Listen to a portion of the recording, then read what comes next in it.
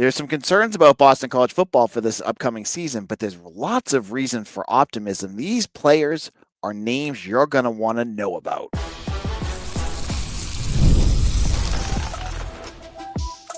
You are Locked On Boston College, your daily podcast on the Boston College Eagles. Part of the Locked On Podcast Network, your team every day. Hello and welcome. This is Locked On Boston College, your team every day. I'm your host, AJ Black of 247's Eagle Insider. I've been the host of this show for over 5 years. If you're looking for daily Boston College news, analysis, and scoops, this is where you go. Today's episode is brought to you by Monarch Money. Take control of your finances with Monarch Money. Use code LOCKEDONCollege at monarchmoney.com for 50% off your first year. Now, on today's show, spring practice is over. Yeah, it's gone, but there's still much to talk about. You've had me. I've been at a bunch of practices. I've given my perspective. But on today's show, we're going to have a special guest who came to a lot more practices. He works also for Eagle Insider, and I can't wait to have him on. He's going to talk about positional groups that stood out to him, people on defense that he noted, and people on offense. This is going to be a different perspective, someone else who had eyes on this team. And that person that's coming on is Mike Sidhly of Eagle Insider. Mike, how's it going? Awesome. Thanks for having me on. I'm really pumped to have you on. Now, Mike has been covering basketball. He covered a lot of spring practice for me. This is someone who got a chance to actually watch the team in person and get a good grasp of how this team looked. Let's start off. Let's kick it off with the offense. Mike, what were some things that stood out to you? Well, I would say as far as players go, I know you've kind of talked about him a little bit, but the transfer wide receiver, VJ Wilkins from Campbell, has just been awesome to watch. I mean, when a guy comes in from a smaller school, you kind of don't know what kind of production they're going to bring, but he's really impressed me a lot watching him in the spring. You know, he's not super physically imposing, 5'9", 180 pounds, but his knack to get open is so apparent. If you watch him for 5 minutes out there, I know you've kind of talked about this. His speed is ridiculous, and you would just see him time and time again burn his defender on these deep routes. And, he's a veteran out there. His route running's really crisp. Whether it's short crossing routes, post routes, corner routes, he's someone who can do it all. And if he gets the ball in his hands, he's really dangerous. He was an All-American returner at Campbell, and I think he's going to be a huge weapon for Bill O'Brien in the offense this season. Now, this was a guy, people have been asking me, they're like, okay, so you get Lewis Bond, you have Reed Harris. What about Jaden Skeet or VJ Wilkins? To me, my answer has always been, why not both? You figure out how to use both of them, because I thought Jaden Skeet looked pretty good too. But you've got to get VJ out there. That they've got something there. They did credit to that staff for getting out there, checking out that guy's film and finding someone who could really take the top off of defense. Absolutely. And I think, he can take the top off the defense, but also he's so dangerous on those short crossing routes because this guy is shifty. I mean, He goes out there, he makes guys miss. He's just a weapon, and I'm really interested. I hope he's somebody that gets a lot of utilization early in the season so he can kind of break in, get his stride, and find his rhythm because he's going to be awesome. Yeah, I think at the end of the day, Dylan Larnagin may be the transfer we talk about most before the season, but once we get into that chunk of the season, it might be they call him Rocket for a reason, Rocket Wilkins. So there's one. What else do you have on your docket today, Mike? Let's go with another receiver. I really like the freshman, Nedrick Bolden. He is another kind of surprise weapon at the wide receiver position. He's a little bit bigger than VJ. He's 5'11", 195 pounds, which is a good size for a receiver. And his athleticism is just otherworldly. It seems like this guy is making a ridiculous circus catch every practice. And his ability to track the ball in the air is, I think, the number one trait that really stood out to me. It doesn't matter how his body is contorted when a ball's in the air. If he has his eyes on it, there's a big possibility that he's going to catch it. And I think someone with freak athleticism like that is going to pair really well with somebody that you talked about, Reed Harris. And BC's kind of been missing, one or two guys on the field that have that freak athleticism. Lewis Bond is a fantastic route runner. He's a veteran, but we're looking for somebody with that kind of Calvin Johnson, Randy Moss ability to, like you said, take the top off the defense. And if who's ever at quarterback needs to throw it up in the air, there's a big possibility that he can come down with it. Yeah, and for folks who are just kind of getting into the new names, Nedrick Bolden is the cousin of Anquan Bolden. So there's obviously good genes in this family. Anquan was one of the he's one of the best wide receivers of recent generations. Nedrick Bolden was one. Now let's get to that last name. You have maybe one more on offense. Who else? Who else are you looking at? I'm hoping he's going to be running back number one going into the season. He's got one of the greatest names in college football. I'm talking about Turbo Richard. And I think that he's really improved leaps and bounds since last season. This is a guy who played 8 games last year, rushed for 278 yards, good for fourth on the team, but he averaged 5.1 yards per carry. This wasn't a guy that was a scrub last year, but I think this year he's looked awesome. He just loves contact. I don't know if you talked about this or if I've heard this somewhere else, but he just runs angry. It's like he's going to put the shoulder down and run through somebody, and he's somebody that can find open holes. He's broke off a few big runs this season. I'm looking for him to hopefully become the running back number one going into the season, and he just looks so polished right now. Yeah, he was someone when I saw him as a true freshman last year when I was at summer camp. You see the freshmen come in and they look like high school kids.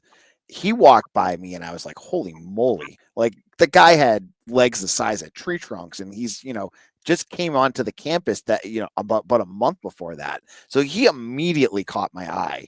And then to see him, unfortunately last year he was, banged up a bunch. He missed a big chunk of summer. He missed parts during the year too. A healthy Turbo Richard. And I would love to add, I would love to get your thoughts. I'm going to put you on the spot on a player you probably didn't research on. Alex Broom, I thought looked really good too. Coming back from a knee injury, you look at this running back room before the freshmen even get there, because I think they get two talented freshmen coming in.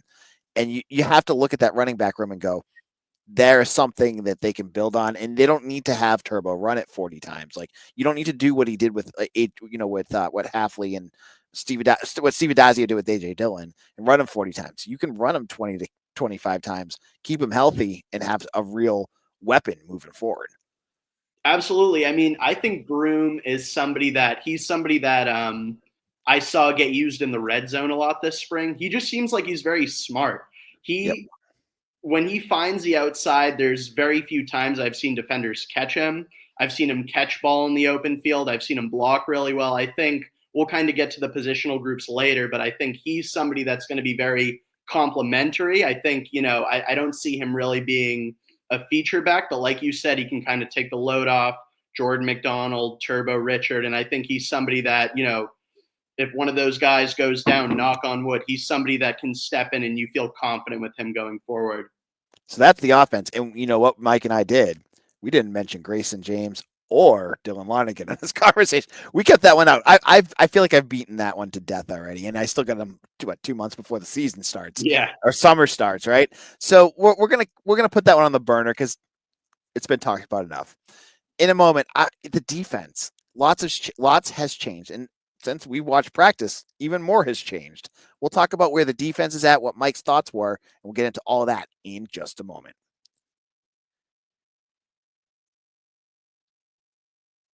Ever check your bank account and wonder, where did all my money go? Between dining out, online shopping, and entertainment, it's easy to lose track. That's where Monarch Money comes in, your personal CFO, giving you full visibility and control over your finances. Monarch Money isn't just a budgeting app, it's a complete financial command center. You can track all your accounts, investments, and spending in one place. So you just stop, manage your money, and start building wealth. When I started using money, I got a family of 4, a weekend, I'm tired. I don't want to be cooking. So I go out a lot.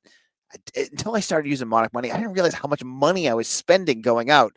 I went over it with my wife. We worked on it together, and we set some goals to help us reduce that. And now we're on the same page, helped our relationship. So take control of your finances with Monarch Money. Use code LOCKEDONCollege at monarchmoney.com for 50% off your first year. That's monarchmoney.com. Code LOCKEDONCollege for half off your first year. This is Locked On Boston College. AJ Black here of Eagle Insider. And I want to shout out all my first listeners. If this is your first listen every morning, if you go and make yourself a cup of coffee and you turn on Locked On BC, I want to shout you out. We get this out every single weekday, 5 days a week. So if you're a first listener, shout out to you. And to our everydayers who have made Locked On BC part of your daily routine, you guys are our MVPs here. We really do appreciate it. So let's bring Mike back. And Mike is here to talk about the defense. So Donovan Azaraku gone. Cam Horsley gone. Cam Arnold gone. Who are some names that stood out to you watching this defense? So if we're going to bring those guys up, let's go with redshirt senior defensive end Quintayvius Hutchins, or Q. This team is so desperate to find somebody that can disrupt the quarterback the way that Azaraku did. And, I don't think it's feasible to expect him to come in and lead the country in sacks like Azaraku did. I think you need somebody to be that chaotic enforcer in the backfield. And just the way that things are now in college football and in the pros, you need that guy. And just what I've seen so far in the spring, I think he's ready to really step up to the plate and make that happen. He's been a force. I mean, you're not going against some, scrubby mid-tier offensive line. He's going against monsters out there. He's going against O-line U, and he's giving these guys fits, whether it's sacking the quarterback, whether it's run stuffing plays on the outside and inside. He just looks like he has a full repertoire of new pass rush moves that he's going to display this year. And I think something that Azaraku did last year, besides being such a force individually, is when you need to bring attention to somebody like that, it makes everybody else step up. It makes their jobs a whole lot easier. And I think Q is somebody that this year, like I said, you're not expecting an Azaraku type season, but I think he understands his role. He's ready to take the reins and hopefully, become that enforcer. And I what I noticed too when I watched him at practice, he's a leader out there already. Like, he's been around for years. You could just tell he's got the respect of that locker room, and he carries himself on the field as the leader of the defense. With Davion Crouch out, who probably will be one of the big leaders on that defense, to me, Q was the one I watched at a bunch of scrimmages, and I was like, wow, he's really kind of taken that on, and that's great because you need an anchor there on your defense, and he seemed to take that. All right, so Mike, let's look at another player. Where else are we looking here on this defense? Let's go to the secondary. I'm looking at redshirt junior DB Isaiah Faris. Now, Faris has played, kind of sparingly in his 3 years at BC. He's done some return work, but I think this is going to be a big prove-it year for him. Just kind of talking to him during media sessions, he's kind of a quiet guy. He's very focused. He seems like he's just like 100% locked in on ball this year. And I think that, just watching him, he's really physical. He's a very physical defensive back, especially during like one-on-ones and 7v7. He just kind of plays angry out there, much like Turbo. He's very determined to knock the ball away, and, he'll fight and claw to make sure that a play ends up in a PBU. He's able to stay. It was very rare during the spring where I saw a receiver get the better of him. He's able to stay with these guys on short routes, deep routes. And, it'll be interesting to see how he goes against the run. He's a little bit of a smaller guy, but I think he's kind of, this year really thinking, I wasn't able to play the position I wanted to coming into this school, and this is the year I really get to prove that I can be a standout. Yeah, I'm glad you brought him up because I've talked a lot about the secondary and how strong they looked, and I mentioned a lot about Max Tucker and KP Price, Carter Davis, Omar Thornton, but Isaiah Faris is definitely a name that deserves to be talked about as someone, as you said, who seems like he's ready to take that next step. And I don't know where that's going to fall in terms of snaps when it comes to the fall, but he's certainly someone the staff respects. Obviously, they threw him back there on special teams a lot last year. I wish he caught a few more because he got killed on a few of those, but that's not for here for there. That's his style. I get it. But, in the secondary, it'll be interesting to see with Amari Jackson coming back. Bill said during one of the practices, he should be good to go early next year. I think the summer, he said. But where he falls in terms of how they play him out there and how many snaps he ends up getting. Now, your third name, who did you have?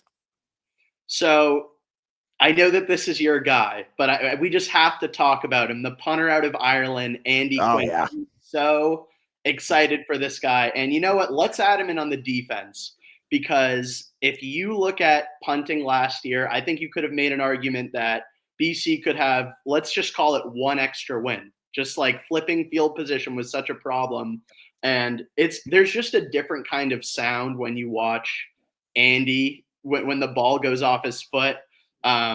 Just compared to the other options, I mean, this guy is routinely booting 45, 50, 55-yard kicks, and all of his kicks are turning over. Every single one of his kicks are turning over.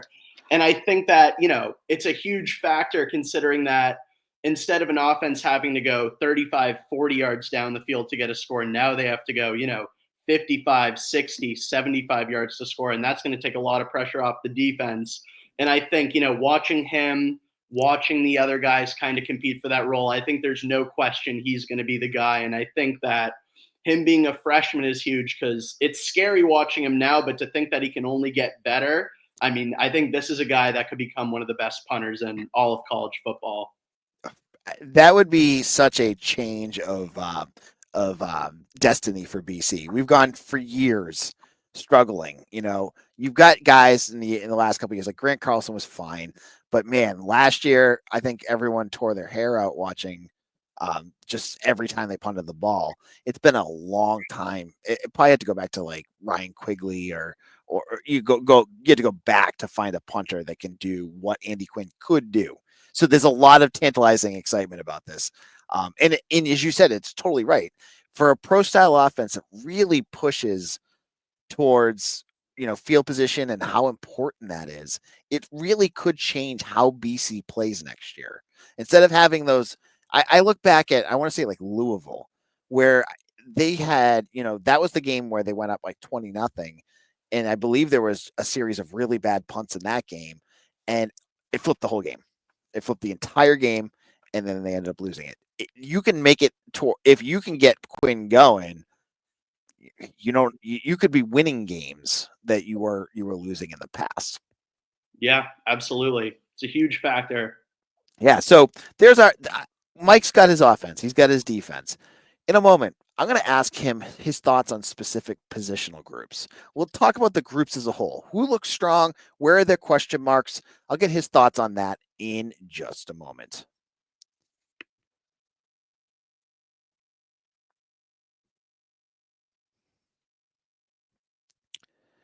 Welcome back. This is Locked On Boston College. I'm your host, AJ Black. If you're looking for a second listen after today's show, I want to tell you to check out Locked On Celtics. Now, don't check out Locked On Celtics. That's probably not a good idea right now. Well, actually, do check out Locked On Celtics. If you want a rational, good analysis, John Corrales has got it covered. He's one of the best podcasters I've ever listened to. And after the Celtics demise, no other place that you want to go than Locked On Celtics to see where this team is going in the future. Check that out on YouTube or wherever you get your podcasts. Now, let's wrap things up here with Mike Sidhly. This is his premier first episode, and I'm really excited to have him here. Mike, give me some positional groups that you thought looked strong out there. So let's start with the offense. I think that this running back room is so deep. I think it's going to be a problem this year for ACC defenses. I mean, we kind of talked about how Turbo Richard averaged 5.1 yards per carry last year. Another guy that was kind of sparingly used was Jordan McDonald. He averaged 6.8 yards per carry last year. That's like, I feel like that doesn't really get talked about. That's absolutely ridiculous.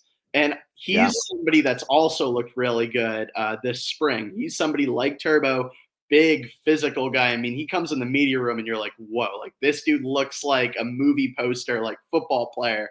And he's, running over guys. And he's somebody that can get out of his breaks very quickly and explode fast. Like when he catches balls in the backfield, his quickness just makes him so versatile in the sense that he can like get up to speed and accelerate so fast. Like it's honestly kind of unbelievable. And then also a guy we kind of just talked about is Alex Broom. I mean, these three guys are going to be a tandem where, like you said, you don't need to give Turbo Richard those 35, those 40 carries. McDonald can come in, give you some great versatility, some great production. And then you can have Broom, especially like I said, in the red zone. Maybe he gets used more there than those other two guys. And I think they all, when I talked to Jordan McDonald, he said that he views all the running back room as everybody has a little bit of thunder and lightning. And I think that's a great way to look at it. They're not so much competing with each other as they are complementing each other. Yep. And I think that they know that their skill set is going to be used be used in a way where they don't need to step on each other's toes and just thrive in their roles. I think you go back a couple years ago. It was the year that it was 2023, where Kai Robichaux just got banged up, and every time he got banged up, you would feel a change in the offense because they just didn't have the depth at running back. It seems like that has changed completely. Like you have these three, you have two freshmen coming in. I know the coaching staff's very excited. Mike Dodd and Bo McCormick, both local guys. You got like five guys that you could use. Obviously, you're going to have your more explosive backs, guys that can do whatever they need it. But as you said, right, like you can handle guys getting dinged up now and have a very talented running back. And I'm glad you brought up Jordan McDonald because he's one of my favorite stories from last year. He came I watched him during the summer and I didn't see much. Like he didn't do a whole lot. And then as the year went on and then they closed practices to see where he ended the year, I was like a totally different guy. And as Bill said it at a bunch of press conferences, Jordan busted his butt and got himself to where he got to. So it's just a compliment on how strong of a work ethic this kid came from like almost invisible during the summer to really important player by the end of the year. All right, what other positional group do you have being strong? So looking over to the defensive side of the ball, this is a very deep secondary. And I think it's a positional group that has a great mix of youth and experience. I mean, having KP Price come back as a veteran leader and anchor at the safety position, someone who can be effective in the pass and the run game. Then we also kind of talked about Isaiah Faris, who can hopefully be locking guys up on the outside. We didn't see a lot of Amari Jackson this spring, but he's going to be huge as well when he gets right. And then you also have guys like graduate DB Cameron Martinez. He's a big weapon out there. Big hitter, can play good pass defense when he need to. Safety Omar Thornton looked really good during this spring. And then you have the younger guys like freshman DB Ashton Cunningham, who I know you kind of talked about a little bit. Yep. He's somebody that really turned heads this spring, and also freshman TJ Green. I mean, this guy seemed like he was picking off a pass every time I went to practice, just, kind of staying with his receiver, had great ball skills. And he's somebody I'm really interested to see how he gets utilized. Mm-hmm. And then Omarion Davis is also looking really solid. So I think just the mix of the veteran leadership along with the exciting youth kind of energy that they're going to bring, I think this is going to be a really dangerous group and hopefully one of the best secondaries in the ACC. And they're bringing in even more talent. Yeah. This was the class. I think they had like 8 recruits in the class of 2025 in the secondary. Marcus Upton was one of their highest recruits at one point. He's coming in. You've got Marcellus Townsend, who is from Georgia. You've got a couple other guys coming in. So Charleston Condon, couldn't think of his name. What positions though? Let's be honest here. People want to know. Are there concerns? Was there anything that stood out to you that you're like, that maybe there's still questions there?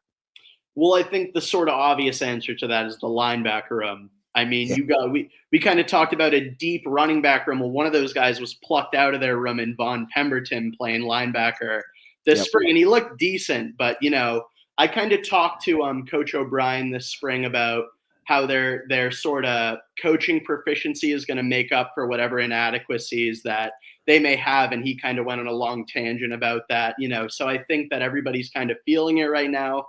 They got a lot of guys coming back, but I think especially when you're trying to have everybody gel during the initial stages of training camp, I mean, that room looked really weak. And you saw a lot of positional groups kind of have to make up for, I think, that inadequacy. So that's going to be very interesting to see how that plays out. But, we'll see. All right. Any other last thoughts before I let you go? No, I don't think so. I mean, thank you for having me on. This has been an awesome first show. And, hopefully I get to come on soon and we get to talk about some different things. Yeah, we're going to have Mike back on in a little while, talk basketball, because there's obviously been a ton of change there. And I know Mike has some thoughts on there. You can find Mike's work on Eagle Insider. He's one of our writers, and it's off season, so we're trying to find stuff for him to do. I'm trying to find stuff for me to do. Sometimes I'm like, there's not a lot of news going on. May is a pretty dead month, other than women's lacrosse and baseball. But Mike, we'll have you on again soon. Thank you for stopping by. I'll be on again tomorrow. Another episode. We do this 5 days a week, talking BC football, anything else that's breaking. I'll be all over it. We got recruiting news to look into, all sorts of good stuff. So make sure you hit that like and subscribe button on YouTube, wherever you get your podcasts. And I'll see you all again tomorrow for another episode of Locked On Boston College, your team every day.